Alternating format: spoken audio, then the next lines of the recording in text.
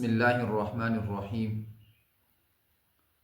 آج کل غمی اور خوشی کے موقع پر بہت ساری ایسی رسوم ادا کی جاتی ہیں کہ جن کا شریعت اسلامیہ سے، ہمارے دین سے کوئی تعلق نہیں ہوتا۔ پھر ان ادا کی جانے والی رسموں میں دو قسم کی رسمیں ہیں۔ بعض ایسی ہیں کہ ان کا قبح اور ان کا غلط ہونا بالکل واضح اور صاف ہے، جیسے کہ ناچ گانا وغیرہ۔ تو قوم کے شرفاء نے ان کو تو بالکل چھوڑ دیا ہے الحمدللہ۔ اب صرف فساق الناس جو ہیں وہ اس میں مبتلا ہیں، اور دوسری قسم وہ ہے کہ جن کا قبح بالکل واضح اور ظاہر نہیں ہے، تو ان کی طرف توجہ کی ضرورت ہے۔ تو اب ہمیں دیکھنا ہے کہ یہ جو رسمیں اور یہ جو چیزیں ہم کرتے ہیں، ان میں سے کون سی چیز گناہ ہے اور کون سی چیز گناہ نہیں ہے۔ اور سب سے پہلے ہمیں یہ سمجھنا چاہیے کہ ہم گناہ کسے کہتے ہیں۔ تو گناہ ہر وہ کام ہوگا جس کو شریعت اسلامیہ نے منع کیا ہو۔ تو اب ہمیں دیکھنا ہے کہ کیا شریعت اسلامیہ نے صرف ناچ گانے کو منع کیا ہے، یا اس کے علاوہ کوئی اور چیز بھی شرعاً ممنوع ہے۔ تو ناچ گانے کا قبح اور اس کا ممنوع ہونا وہ تو سب پر واضح ہے۔ اس کے علاوہ قرآن کریم میں اللہ رب العزت نے، اور اسی طرح احادیث مبارکہ کے اندر رسول اللہ صلی اللہ علیہ وسلم نے فرمایا کہ تکبر کرنا، غرور کرنا اور دکھلاوا کرنا یہ جو ہے وہ گناہ ہے، حرام ہے۔ قرآن کریم میں اللہ رب العزت فرماتے ہیں ان اللہ لا يحب كل مختال فخور، کہ اللہ رب العزت غرور اور فخر کرنے والے کو پسند نہیں فرماتے۔ اسی طرح نبی پاک صلی اللہ علیہ وسلم کے فرمان کا مفہوم ہے کہ جس کے دل میں ذرہ برابر بھی غرور اور تکبر ہوگا وہ جنت میں نہیں جا سکے گا۔ اور جو شہرت کے لیے، تشہیر کے لیے کوئی کام کرے گا تو اللہ پاک اس کو قیامت کے دن جہنم کا لباس پہنائیں گے۔ تو اب ہم نے دیکھنا ہے کہ ہمارے ہاں خوشی اور شادی کے موقع پر جو چیزیں کی جاتی ہیں، مثال کے طور پر جس بہن بیٹی کی شادی ہو رہی ہے اس کو جو کچھ دیا جا رہا ہے، اس کے دینے میں کیا غرض و غایت ہے۔ یقیناً بظاہر تو یہ اس کے ساتھ مدد ہے، اس کا تعاون ہے، اور اس کو دینا بالکل ٹھیک ہے، لیکن بات یہاں پر سمجھ نہیں آتی کہ یہ سارا کچھ لوگوں کو دکھا دکھا کر کیوں دیا جا رہا ہے۔ اس شادی کے علاوہ، اس شادی سے پہلے بھی تو یہ بچی، یہ بہن اس گھر میں تھی، تو اس کے ساتھ جو کچھ تعاون کیا گیا، جو اس کی پرورش ہوئی، جو اس کے ساتھ لین دین ہوا، وہ تو کسی کو نہیں دکھلایا گیا۔ تو جب شادی کے علاوہ تمام مواقع کے اوپر اس کے ساتھ جو کچھ لین دین ہوا، تعاون ہوا، مدد ہوئی، وہ نہیں دکھلائی گئی، اور شادی کے موقع پر جو کچھ دیا جا رہا ہے اس کو دکھا دکھا کر دیا جا رہا ہے، تو اس دکھانے میں سوائے نمود و نمائش کے، سوائے تکبر کے، غرور کے کہ ہمارے پاس اتنا کچھ ہے، اور کوئی مقصد اس کا نہیں بنتا۔ اگر یہ مقصد ہے تو قرآن و حدیث کی روح سے یہ حرام ہے اور یہ گناہ ہے، جس کو ترک کر دینا چاہیے۔ اس کے علاوہ ایک رسم ادا کی جاتی ہے جس کو نیوتا کہتے ہیں۔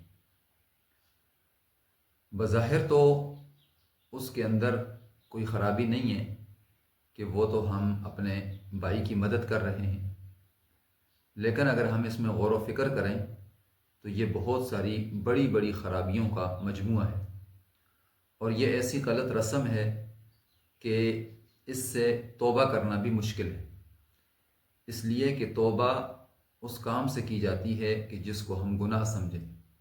تو نیوتا کو ہم گناہ کی بجائے ہم عبادت سمجھتے ہیں کہ ہم اپنے بھائی کی مدد کرتے ہیں، اور مدد کرنا عبادت ہوتا ہے۔ تو جب ہم عبادت سمجھتے ہیں تو ہم اس سے توبہ کہاں کریں گے؟ تو اس لیے کہا کہ اس سے توبہ کرنا بھی مشکل ہے۔ تو اگر ہم اس پہ تھوڑا سا غور کریں، توجہ کریں، تو بات ہمارے سامنے کھل کر سامنے آ جائے گی کہ اس کے اندر بہت ساری خرابیاں ہیں۔ اب ہم آپ کے سامنے جو بات پیش کرنے لگے ہیں، اس میں کوئی نئی بات نہیں، بات پرانی ہے، اور کوئی عجیب بات بھی نہیں، صرف ہم نے اس کی طرف توجہ نہیں کی، اور اس بات کے سارے جو مقدمات ہیں وہ تسلیم شدہ ہیں، وہ ہم سب کے نزدیک مسلم ہیں۔ غلطی ہم صرف اس کے نتیجے میں کرتے ہیں، جس طرح کہ وہ مشہور ہے کہ کسی نے تبت کا جوڑ کیا، تا با زبر تب، با تا زبر بت، اور رواں پڑا بطخ۔ اب اس نے جوڑ تو ٹھیک کیا، اس نے اس لفظ کے ہجے تو ٹھیک کیے، لیکن اس کا جو رواں پڑا تو وہ غلط پڑا۔ اسی طرح نیوتا کے معاملے میں اس کے جو مقدمات ہیں وہ تو مسلم ہیں، سب تسلیم کرتے ہیں، لیکن اس کا جو نتیجہ اور رزلٹ نکالتے ہیں وہ غلط ہے۔ وہ کس طرح کہ اس بات کو سب مانتے ہیں کہ یہ جو نیوتا ہوتا ہے یہ قرضہ ہوتا ہے، یہ انسان کے اوپر قرض ہے، سب لوگ اس بات کو مانتے ہیں، تسلیم کرتے ہیں۔ اسی لیے شادی کے موقع پر بیٹھ کر اس کو باقاعدہ لکھا جاتا ہے کہ کس نے کتنا دیا، کیونکہ پھر اس کو واپس کرنے کا ارادہ بھی ہوتا ہے۔ تو یہ قرضہ ہے، سب مانتے ہیں۔ دوسرا مقدمہ یہ ہے کہ قرضہ واجب الادا ہوتا ہے، یعنی انسان کے اوپر یہ بات واجب ہے کہ وہ قرضے کو واپس کرے، سب اس کو تسلیم کرتے ہیں۔ اور تیسری بات یہ ہے کہ جب کوئی انسان مر جاتا ہے اور اس کا جو ترکہ ہوتا ہے، اس کی جو میراث پیچھے رہ جاتی ہے، وہ ساری کی ساری ورثاء کی ملکیت ہوتی ہے، اس کے وارثوں کی ملکیت ہوتی ہے، چاہے وہ عین ہو یا دین ہو۔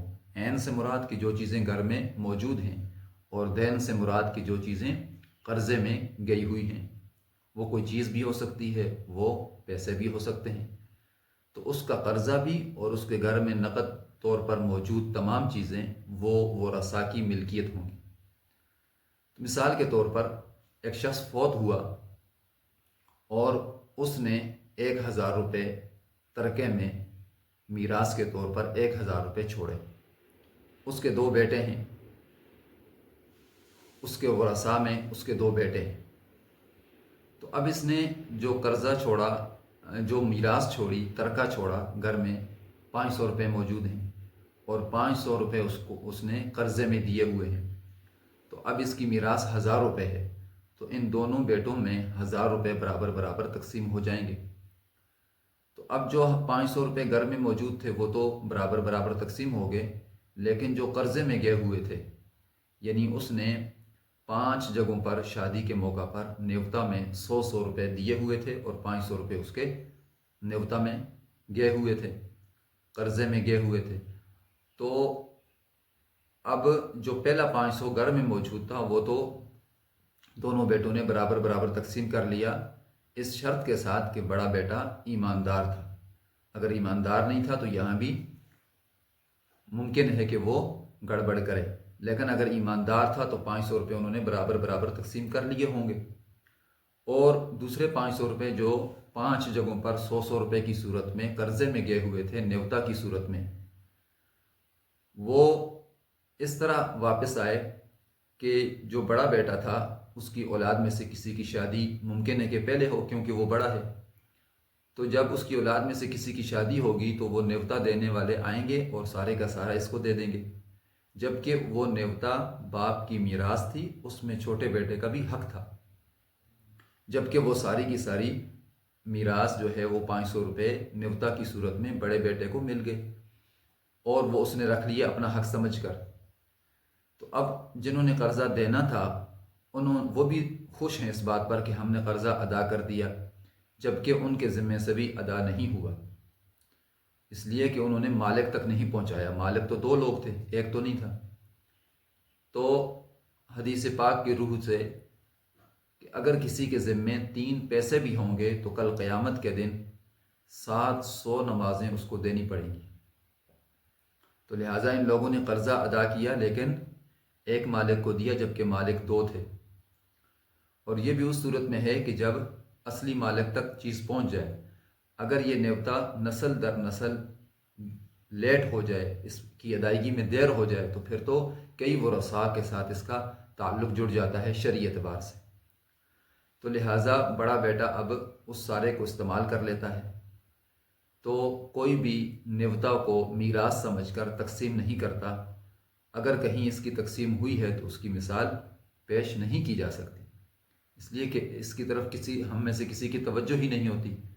تو لہٰذا یہ نیوتا جو ہے یہ اپنے اندر بہت بڑی بڑی خرابیاں رکھتا ہے، حرام کا ارتکاب ہو جاتا ہے۔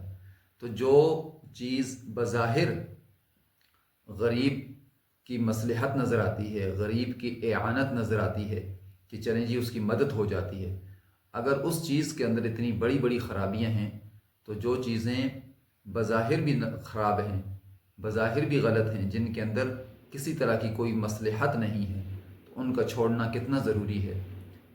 تو لہٰذا اللہ پاک ہمیں ان تمام چیزوں سے بچنے کی توفیق عطا فرمائے جو نتیجے کے اعتبار سے، جو معال کے اعتبار سے ہمارے لیے نقصان دہ ثابت ہوتی ہیں۔